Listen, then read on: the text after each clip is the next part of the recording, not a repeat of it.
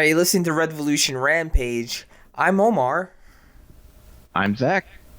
Amanda.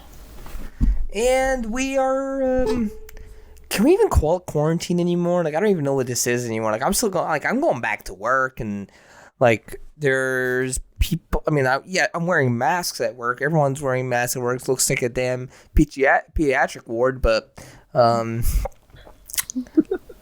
don't know. I never stopped working, so I don't know. Hockey cards were apparently essential, so... I don't understand that, but... I'm still on my altered schedule as of right now, but they're, requiring masks and everything, so it's something. It's something. All right, put hands over your head. Makes it mandatory. It's about time. Okay, look, and anyone who's out there like, masks are tyranny. Okay, now you don't know what tyranny is, number one. And number two, masks aren't there to protect you. They're there to protect everyone else from you. In case you're asymptomatic and have it, as we're finding out that a lot of people who are healthy could be. Because a lot of these players, right, they went in, and these players, of course, tip-top physical shape. They're athletes, and they're coming in for phase 2 and the NHL's return to play program. And if you haven't been with us for a while, that program has like 4 phases. First one being just, hello, we're here. Phase 2 is optional skates, which is the starting of all the testing, and everyone all the teams have to start their own personal bubbles and protocols. Phase 3 is training camp, which right now, as it stands, it's at the team's own facilities. But I'm sure teams will want to start moving over to, which I can only assume is going to be Vegas and either Edmonton or Toronto. We'll find out on Monday. We'll find out on Monday. We're going to report it on Monday. Monday's the official Hub Day News Day. Hub Day. But anyways, yeah, but we'll get back to that subject later. We got some other stuff to talk about, like our partnership with Black Girl Hockey Club and how awesome they have been doing. Yeah, so if you guys have not been keeping track of what we're doing, but we've got a new sticker. The sticker for June is a no room for racism in hockey sticker, and all proceeds. It's all proceeds, not like we take our cut and then hand the rest over. No, all proceeds will go to the Black Girl Hockey Club and support their mission and what they're doing. We're really proud of how much they've grown. We're really proud of how much they've expanded, really, and their mission is something we're really proud of. And Amanda can tell us more about how she joined them, not so much joined them, but observed their Juneteenth celebration yesterday. Yeah, they had a live Juneteenth discussion panel. They had some really big names like Blake Bolden and Soroya Tinker, who is a brand new Riveter. She was a first round draft pick. I don't know words. She graduated. Words are hard. I know. Ayo was on there, who was also on your special. Joel Ward, a former NHL player, and it was a really interesting discussion.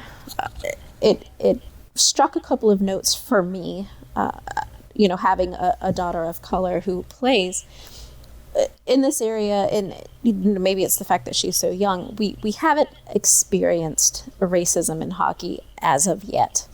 But it kind of gave me, we have experienced some sexism, but not racism. But it kind of gave me an interesting perspective, listening to some of the players and how they grew up playing and the adversities that they had come in contact with, and how some of them mentioned that they started to hate the game, which really broke my heart. But I hadn't really seen it that way, so I kind of, that was an interesting perspective. But instead of, turning their backs from the game that they love, they've turned it into fuel to work harder, to prove these people wrong, to prove themselves. And I really respect that. And it kind of gave me a thought of, this is what I will say to her when and if that time comes. I can't deny that it will. I don't know if it will. I hope it doesn't, but that's just me being optimistic because I have a feeling it will. And it might just be because she's so young that she hasn't done it yet, or hasn't experienced it yet. But I don't know. I don't have the experience. I've experienced racism in its own right, as far as neighborhoods that I lived in or jobs that I worked in, but it's not something that I have to deal with on a daily basis. So I can't even begin to understand what it is. So I don't know how to prepare her for that. And this panel really shed some light on it. And I appreciated that in all of the things that they had to say and things like that. It was very good. It's still on YouTube. You can watch the recording. We had some technical difficulties in the beginning, but it was live and it was really good. I enjoyed it. I rambled a bit there. Sorry. That's allowed. I mean, that's the point of what a podcast is. It's just the ramblings of mad, it is rambling. Mad people. Anyways, so the Juneteenth celebration, and honestly, the whole racism in hockey is something that I hold important to, as something we fight against. And when you hear these players say stuff like, I began to hate the sport. And to the eyes of a racist, that's their point. That's what they're trying to do. They're trying to drive us, and I'll say us because I am an individual of color who I play hockey and I get weird looks when I do join the ice. When I ignore it, I blow it off. And to a lot of these racists, right? Hockey's supposed to be their one safe haven from colored folks. They already took our football and basketball. And to that I say, shut up. Right. Because no sport belongs to any one race, no matter how much one race excels in it. It's not about that. It's about what do they grow up watching, right? So, did they grow up watching basketball? Did they grow up watching hockey, baseball, football? What is it, right? And that's where they're gonna grow into. And I think there's been this active effort to push away players of color in hockey to avoid more players of color going to hockey, and we have to fight against that and say no. Hockey's supposed to be for everyone. Well, a major thing that came up recently in that kind of field was the investigation going into junior hockey in Canada. If you haven't seen it, there is some pretty messed up stuff in it. Read it. I hope that it's not all true, but it gets very disturbing. All right, and there's a question about here's another thing, right? So that's another way, really, of how hockey's policed itself away from the communities of color, right? Because to go into hockey, right, you have to start young and you have to go into this junior hockey, pee-wee hockey, all these acronyms and letters and all these leagues in Canada. And can you imagine these poor families of color trying to send their kids to another country just so they have a chance to grow out of their level of poverty and play in the NHL? It's not like there's no high school. There's not many good high school programs in low income communities. There's not enough high school or middle school or any of that. The southern community, for that matter, or any at all in the southern communities. I mean, we're starting to grow college programs, but again, that's for a lot of these college players. Hey, they're already drafted. How do we get to that point? And all these great players, right? The Tavareses and they're legacy players for the most part, or from wealthy families, and that right there there's income inequality, right? Because low income families don't get a chance to ever enter the sport. But hey, even though, and there was like, well, gear is expensive, yada yada. Football stuff is expensive too. Football helmets are really expensive. Pads and all of that, and not to mention, you need a lot of stuff for football too. But a lot of low income families are getting into football. Now I can understand basketball is saying, hey, the basketball, you just need a pair of shoes and a court. Got it. But football, baseball is expensive too. There's a lot of stuff going into baseball. Bats and gloves and you don't even have to tell me. Remember the college baseball play over here, it gets expensive. I had the same bat for 4 years because I didn't want to spend $300 on a brand new one. Exactly. So, but there are programs for low-income families to enjoy baseball, to enjoy football. Why are we not doing the same for hockey? I mean, we're the South and we're not very big in hockey yet. Well, there's that too. But there is a program here, the Capital City Crew, that is for that specific reason. They work with the Boys and Girls Club, and they work with lower income families to get kids involved in hockey. However, you do have to be a member of the Boys and Girls Club, because we did look into it, because we do have issues paying for hockey. And I don't want my inability to pay or my difficulty in being able to afford the sport to keep her from playing. If she loves it, if she's successful, I'm going to do everything that I possibly can to keep her in there. Even when I was working, part-time at the rink to try to make sure that I can afford this. But it's something that a lot of families have to deal with. And it is a struggle. It is, I'm even in a 2-parent working family, and it's still a struggle for us to pay for it. I can't imagine these families out here that have multiple kids playing and, going from level to level to level.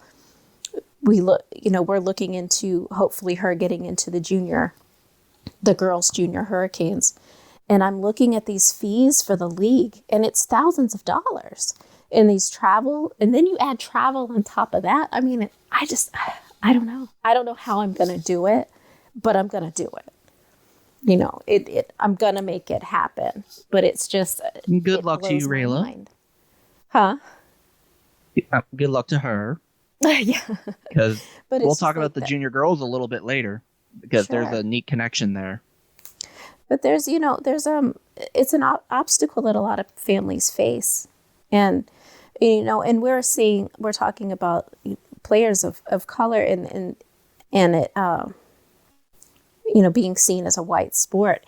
That was something that never occurred to me as I was growing up being a hockey fan. My very first the very first player that I just fell in love with and he was my favorite player was a player of color. So it didn't click to me at the time that this was a unique thing. But it didn't have to. I didn't walk into a stadium and go, oh, there's nobody that looks like me, because it's not something that I have to think about.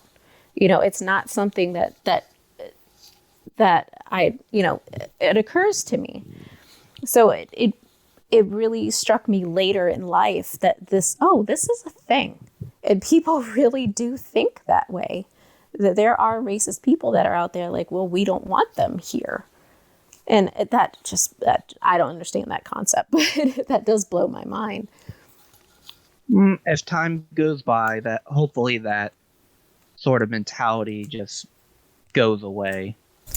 What really hits home is when you think about the SNL skit. Right? Everyone knows the SNL skit of hockey, right? With Chance the Rapper, and where he goes, "Hey, wait, zoom in. Is that a black hockey fan? I want to talk to him after the game, right?" And so that really puts it into perspective. Like, oh, whoa, that's an anomaly. Yeah. That's something that stands out. Just a fan in the stands, not a player on the ice, a fan in the stands. Right. So the question becomes, which is weird because if you go to a Canes game, there's a good mix of people.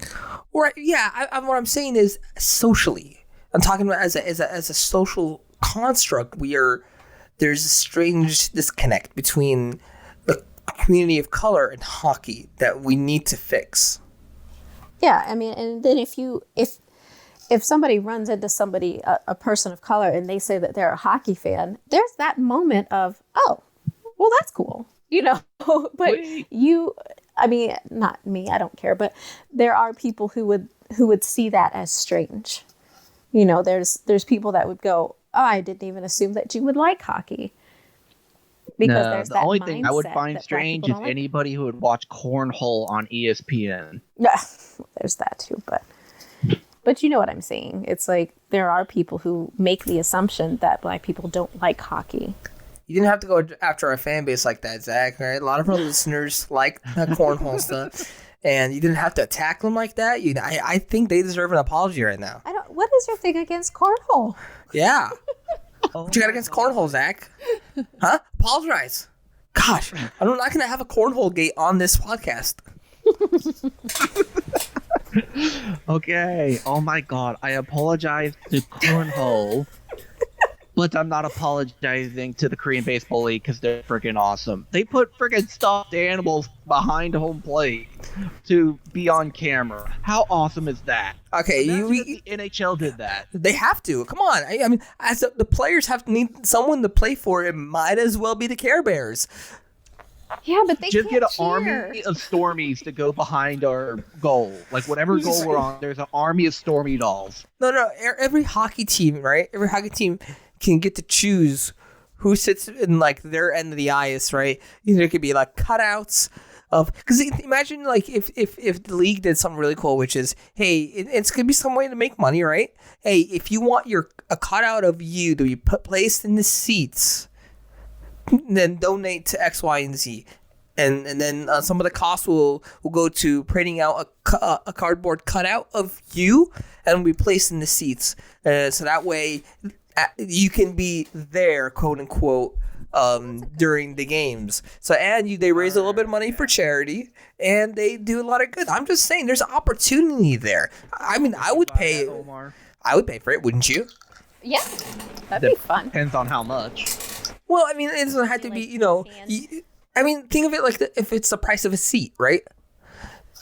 So, it depends on where. First row, yeah, it's going to be pricey because, you're going to be right up there, taped against the glass.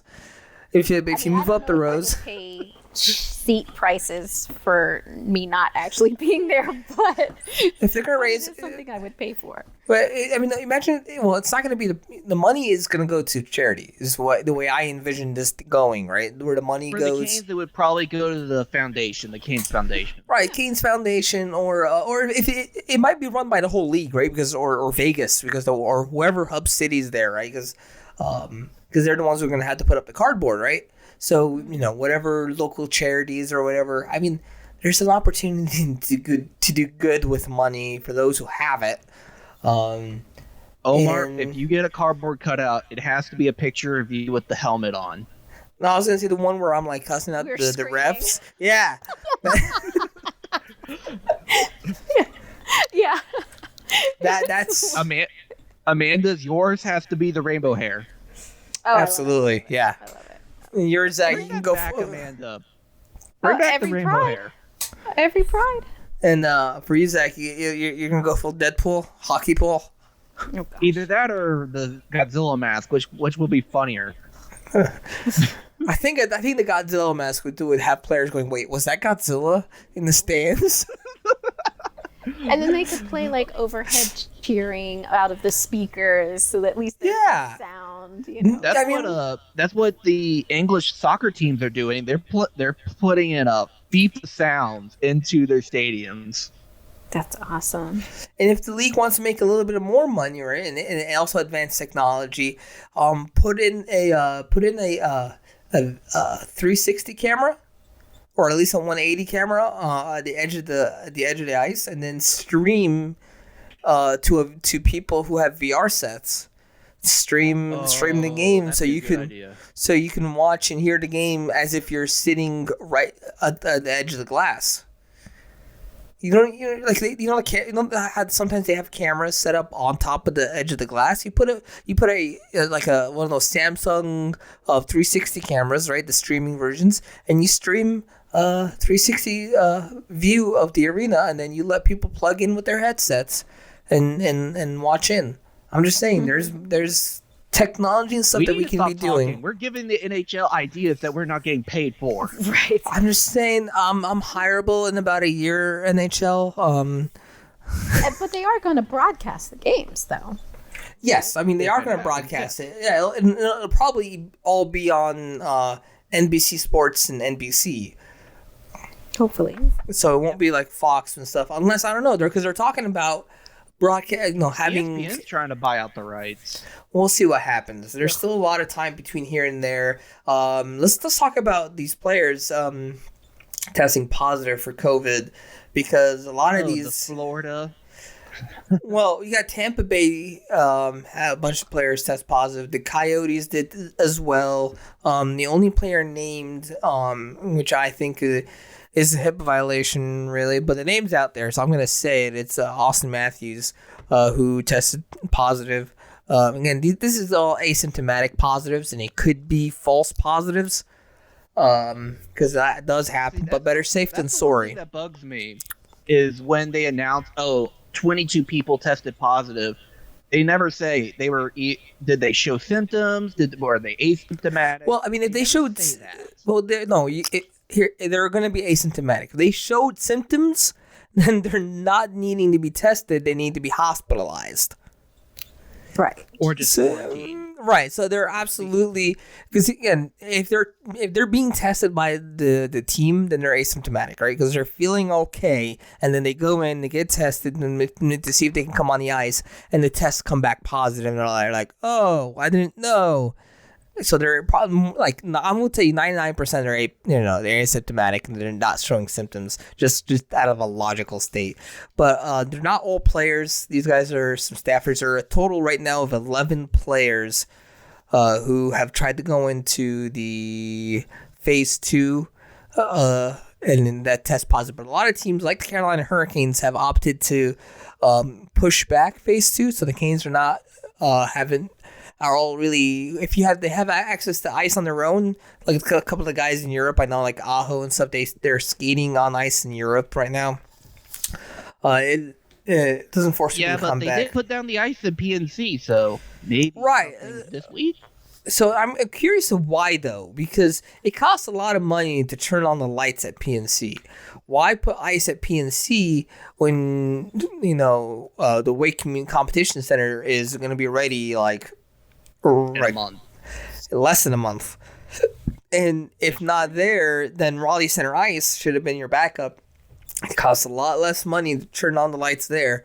So why PNC? And it doesn't really make sense to me unless you're trying to hold a full stage broadcast training camp where you actually broadcast it, because that's the only place that will have cameras and stuff.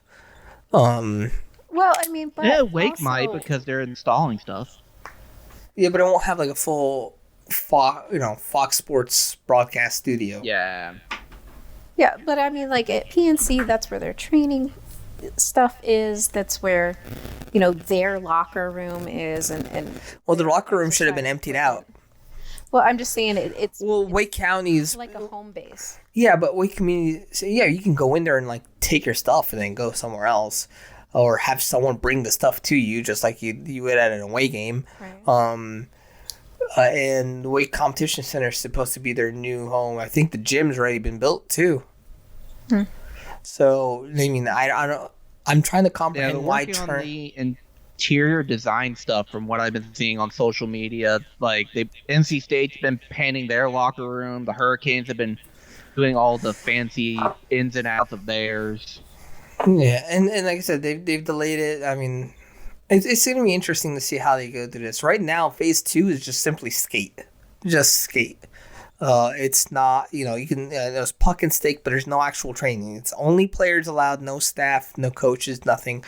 And then by the time they go into phase 3, which is a full-blown training camp, right now it's looked to be 3 weeks, 2 weeks in your home city, and then a final week with exhibition games played at the hub city.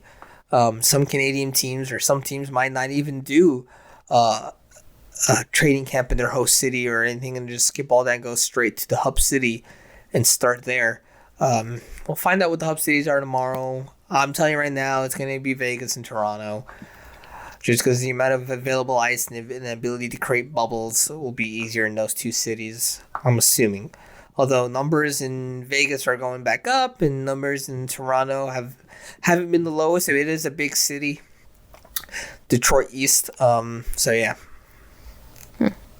I learned this the other day. I was looking at the map and I realized that there's a part of Canada that is south of Detroit. Yeah. And that is weird. Oh, around the lakes, yeah. Yeah. Windsor or whatever. Mm-hmm. I don't really care. I just want to go to Newfoundland. Let's go. Let's go get some fish. Yeah, bring a coat. But there's a lot of stuff going on with the Wake County Competition Center. One of the big things that came in was obviously they brought in NC State and Duke hockey. It's going to be a college hub now as well. But with the ACCHL, they're now having a women's league this year. How awesome is that? That's great. It's really great. And they just named their... You sound so excited, Amanda. Commissioner. No. And this is where I'm coming back full circle from what I said earlier with the Junior Canes, is the first women's commissioner of the ACCHL is Deb Ellick, who coaches for the Junior Canes. Yeah, that's awesome. What? Mm-hmm. Yeah, come on, Amanda. We there's Rayla's insert right there to go from all the way from juniors to college. Well, and then she's got Kelsey, who's the head coach at Acadia University. So, maybe that's where she ended up going. See, you have her all the way through college. You just got to get her in it. I hope she gets there as on her skill, not as who we know. But yeah, but there's been women's college hockey for a long, long time. I'm really surprised that there wasn't an ACCHL before now. I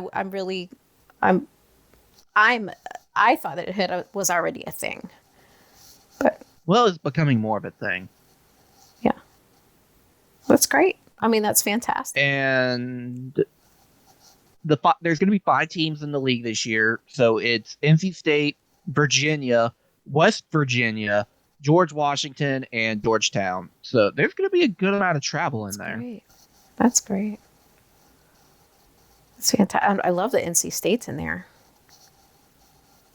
I honestly thought NC State had a women's team for like a while now, but they just started last year. They had their first exhibition game, which they lost, but it was a very entertaining game to watch. Yeah, I wish I had gone. But yeah, that's what I'm saying. They're brand new, so I'm surprised that they're in there. But I'm very happy that they are. With anything being brand new, there's always a wide open door to see anything. Like with Duke in there, maybe they start a women's team. Mm-hmm. Well, we'll see. It's Duke. They can afford it. It's so expensive to go there. Expensive to go anywhere. Well, yeah. I mean, but Duke made a deal with the devil. That's why. Which came with mascot rights and everything. Yeah, that's right. That is true. Good point. All right. Outside the ACC, we go down to Greenville. The Swamp Rabbits have a new head coach. That's right. And because they did not have the season they wanted to have, they were all right, but they weren't good. So good for them for stepping up to the plate and getting themselves a brand new coach. Tell us about him. His name is Andrew Lord, and for some people who are fans of the ECHL, you should know this guy's name. He played for the Wheeling Nailers and was their captain for 10 years. But after he ended his playing career, he went over to England, where he coached for the Cardiff Devils, which is actually in Wales. He was there for 6 years, won 2 league titles, and went 221, 75, and 22. This guy does not lose. He don't miss. It's ridiculous that in 6 years you have that kind of a record, and this was your first head coaching job. How awesome is that? Well, the question is, like, European, especially English leagues, versus ECHL, where you kind of have somewhat a professional level of hockey player. We'll see how that translates.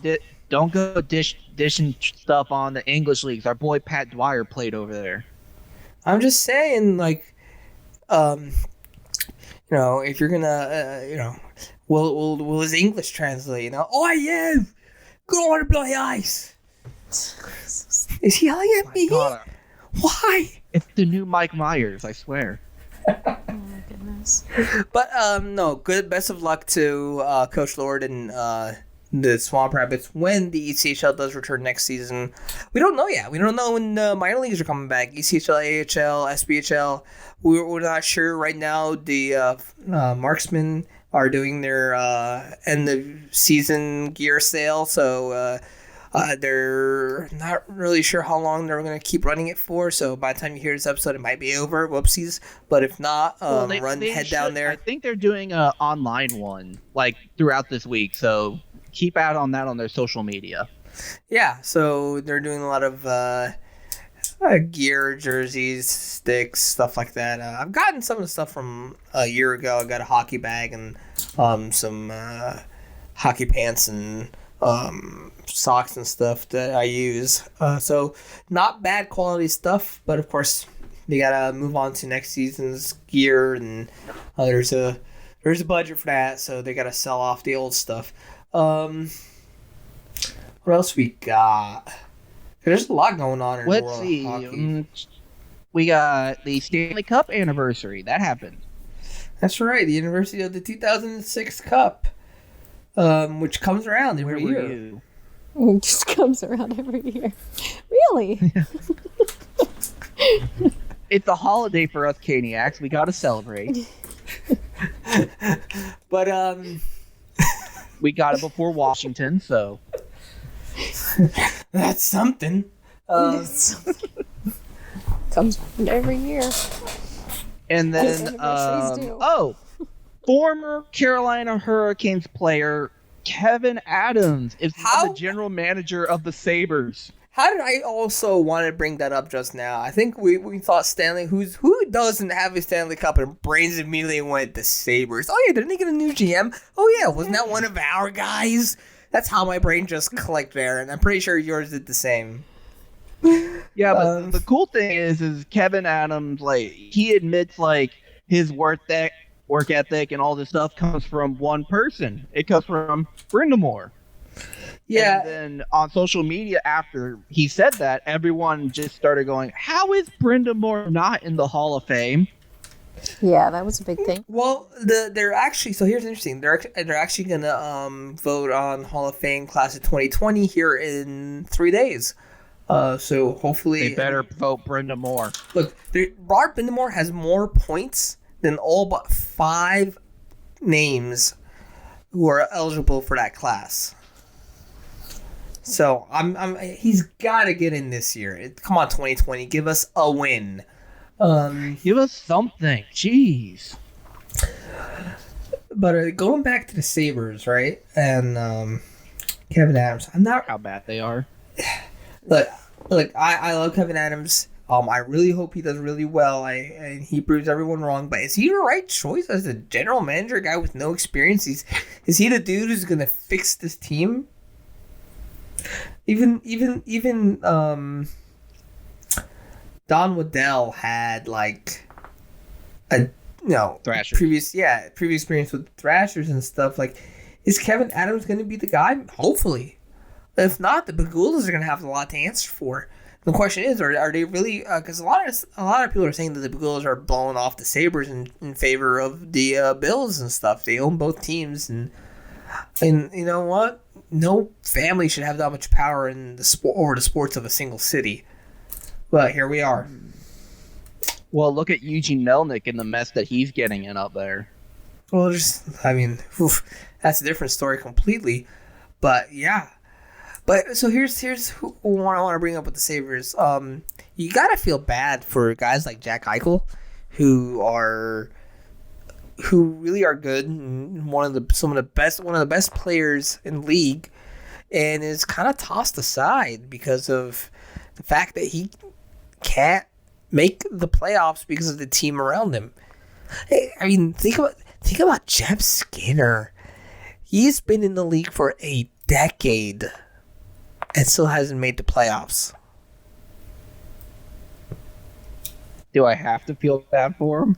Yeah, you kind of do. He didn't do anything bad for us. Like, he never, even that one. You remember that one game where he forgot what team he was on after the Hurricanes scored and he lifted his stick for like a split second because he wanted to celebrate with them, and they were like, "Oh yeah, I'm not on that bench anymore." I totally missed that. You go back. I think it was not this season, last season, in Carolina. Kane scored, and I think Jordan Stahl scored, and for a split second, Skinner forgot that he was a Sabre, and he lifted his stick up. Go back, watch it. That's funny. It's hilarious because he lifts his stick up for a split second to celebrate, and he quickly brings it down like, "Oh shit, that's on me." And it's on camera. He was happy for his former teammate.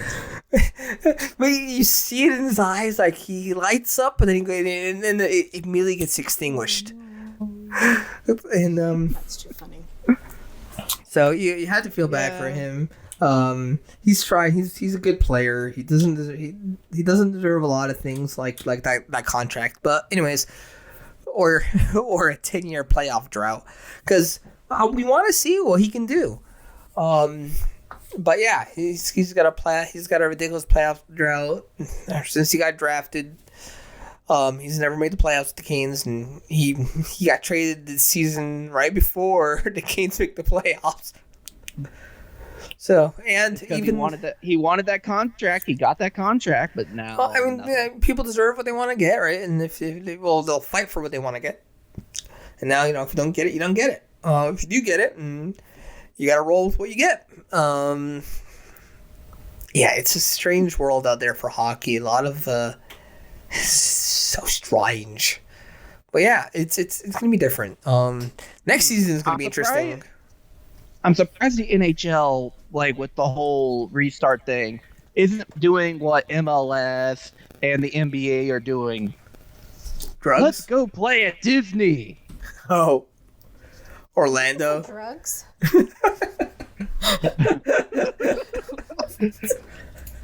Well, we gotta admit they all are. All of them. Did I hear that right? Anyway, sorry. But I mean, come on. 2 leagues are playing in Orlando, and the NHL's like, nah, we don't care. You know what? In hindsight, that's probably been the best. The best thing that happened, because look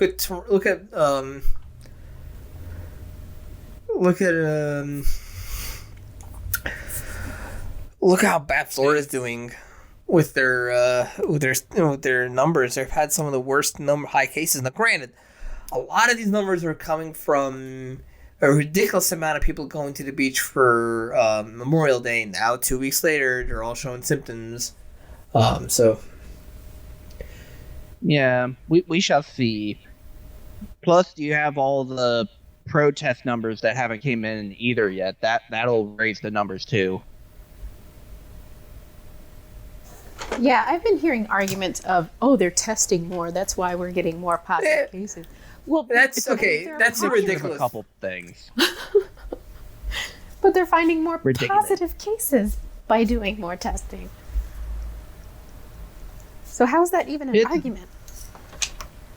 It's a mix of things in my mind. There's more testing, there's more people going out, and more people are getting tested as asymptomatic than actually showing symptoms. which I think is good.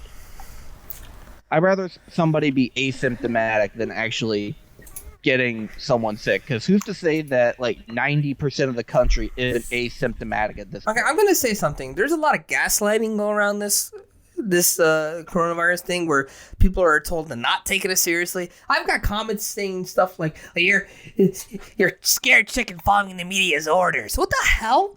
Can I just, this pisses me off when it comes to that. No, the coronavirus is a serious disease. There's nothing like it in the last 100 years since the 1918 pandemic that killed 25 million people. 25 million people in the middle of a world war. It killed more soldiers died of that disease than were killed by the war. Okay, so yes, coronavirus is serious. And don't compare it to SARS, because SARS disappeared on its own, thankfully. Don't compare it to Ebola, because don't compare it to the flu. Okay, we have a vaccine for that. Even if your vaccine isn't like, well, the vaccine wasn't perfect this year. Okay, but we have a vaccine. And then every year we have a vaccine. We don't have a vaccine for this yet. So unless one of two things happens, which is A, we achieve herd immunity by killing off hundreds of thousands of people, or, by the way, hundreds of thousands have already died, or if we get a vaccine out and then we get immunity via that. Look, take this seriously. Or 3, fingers crossed, it just disappears like SARS. Please, can it just go away? Look, it won't. Look at the weather we have right now. Rain. Look at it. Rain. That's a perfect incubator for this shit. Why do I feel like we're in Florida? Like, with all the rain, I just feel like we're in Florida. Oh, it's just it grinds my gears to see people not take something that is killing people seriously enough. And the thing is, we all know someone who's been infected or at least affected somehow by this disease. Because this disease, you might fans do, because John Porcelain.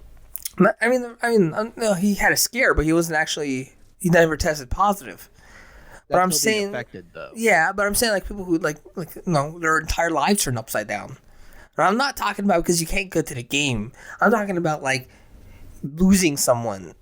And so we gotta take this seriously, because if we don't, we're just going to continue losing people. Don't get gaslit by I don't care whom, no matter what sort of authority they may pretend to have.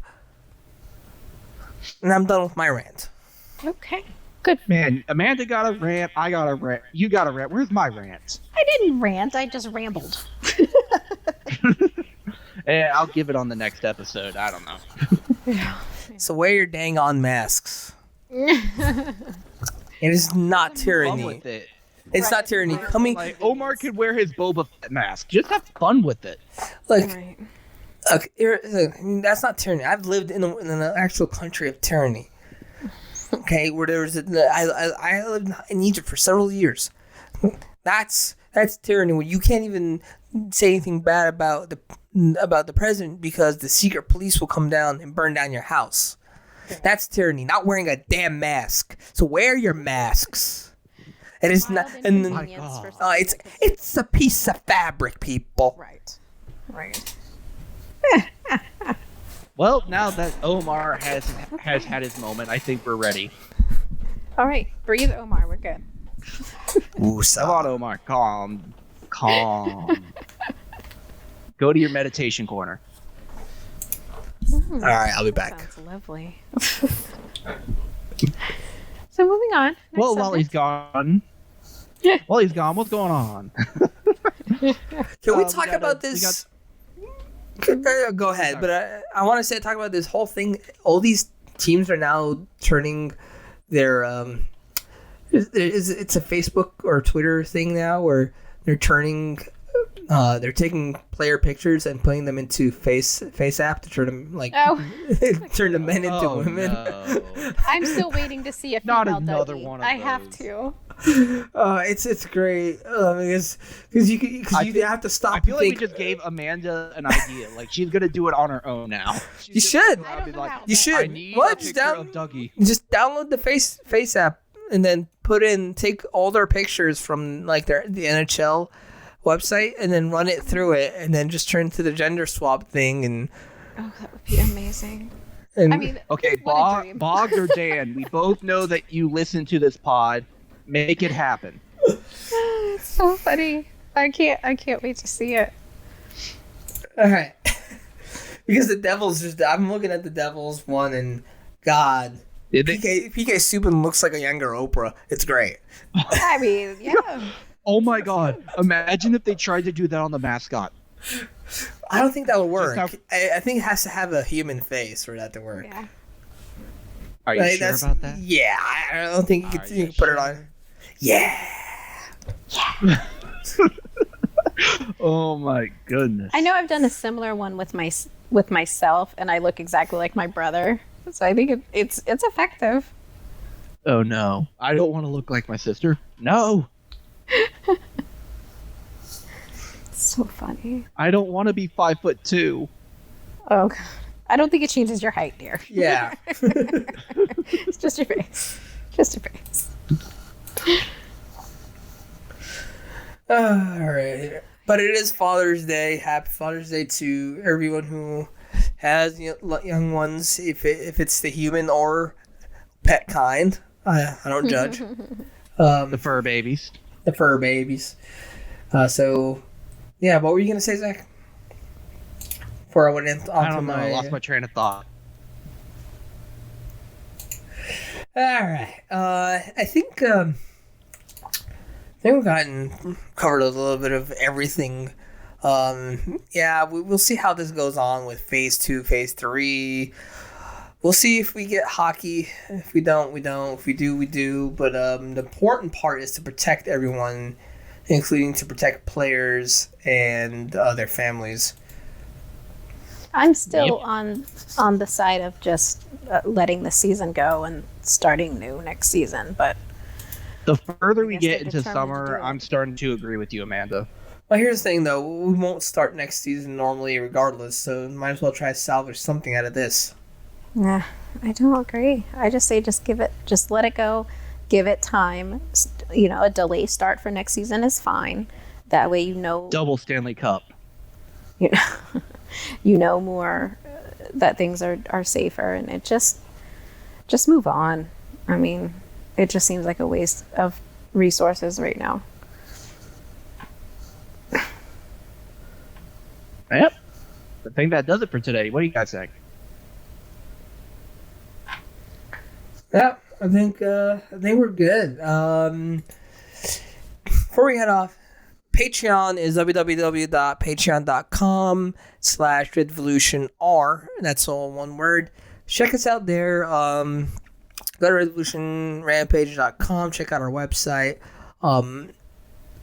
Any bit helps. We're trying to grow and be better. But again, all proceeds from the No Room for Racism in Hockey sticker this month will go to the Black Girl Hockey Club and support the efforts that they are doing. We're really proud of what they have achieved and how far they've taken the conversation that they're taking. But do support us. We do come up with new stickers every month. I already got July's sticker sitting next to me. I already got design for August as well. Aspiring artists, reach out to us. Maybe you can help us design a new sticker for the future. Our stickers are really awesome. Check them all out. You can get any of our previous stickers as well. I still got holographic stickers. I ordered some more, so I've got a new batch of holographic stickers, and those will be free with any sticker order if you haven't gotten one already. They're really cool. Shiny, shiny, shiny. Everyone loves shiny. So do check out our Patreon. Support us. There's other stuff other than stickers. There's t-shirts and coasters and all sorts of magnets and pins, all sorts of cool stuff for the Caniac inside you who's looking for more Canes memorabilia and stuff. The stickers are really fun. I've got a whole bunch of them on all my water bottles and stuff. So yeah, check us out, support us, and help us grow this podcast and keep it going, because right now, this is all the hockey you're gonna get. This has been Revolution Rampage. I've been Omar. I'm Zach. Amanda. And we'll hear us next time. Words are hard. Words are absolutely hard.